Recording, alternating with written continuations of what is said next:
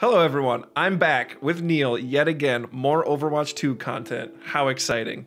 At this point, maybe the beta has started. I don't know when I'm launching this. I haven't gotten my invite yet. I check my email like every 5 minutes. Neil's looking for it. We're all looking for that beta. But we're all here playing a PvP beta instead of a PvE beta, right? That was only about 2 months ago now that the devs came out and basically apologized to everyone. Not basically, literally apologized to everyone about the delays, about the lack of communication and all that. And in that announcement, they said that they're decoupling the PvP and the PvE portions of the game. This beta is purely going to be the PvP side of things. That seems like that's massive, right? For when Overwatch 2 was announced, it seemed like it was going to be a PvE game. So what happened? Yeah, I mean PvE was the whole point at the start, I think. What happened, you could probably write a book about that. The first thing that happened was COVID, right? Yeah. You know, having to switch, all games felt it, right? Having to switch the whole dev team to working remotely and figuring out systems for that. So that was problem A. And then problem B was, I don't know if you wanted to get into this on this video. Get into it. You're going to, was the scandals at Blizzard with their CEO Bobby and all that and the sexual harassment stuff. Because if you ask me, that probably encouraged Jeff Kaplan, the legendary game designer who is the head of Overwatch. He retired, or he hasn't moved anywhere else yet, but he's no longer with Blizzard.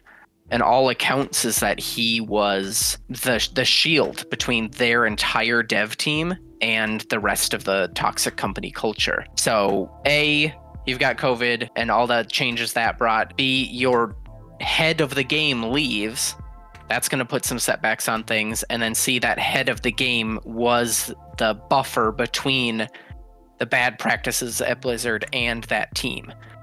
So you have, Overwatch engineers going on record to say that the CEO of Activision Blizzard was personally interfering in the development process and saying, no, don't work on Overwatch 2, do this instead because we need this right now. So yeah, I think it was a threefold. So all that came out with them decoupling the PvP and PvE. Mm-hmm. Literally apologizing publicly. Yep. And moving forward, it sounds like they have said they're committed to more frequent updates, like dev updates, like dev blogs, or the game is going to get more frequent updates. Yeah, that's a good question. I think in that context, they were talking about dev updates.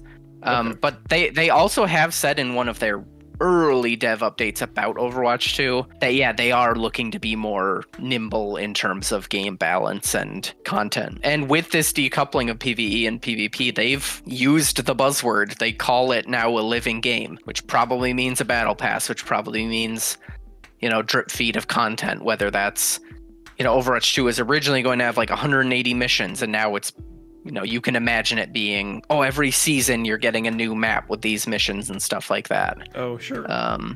But that whole change was, according to them, because they wanted to get something out sooner. And they knew that PvP being what Overwatch is now, that would be what people wanted to see first. So okay, so a little bit of a scope limitation, maybe a focus more on here's a buzzword for those DevOps out there, on some agile framework.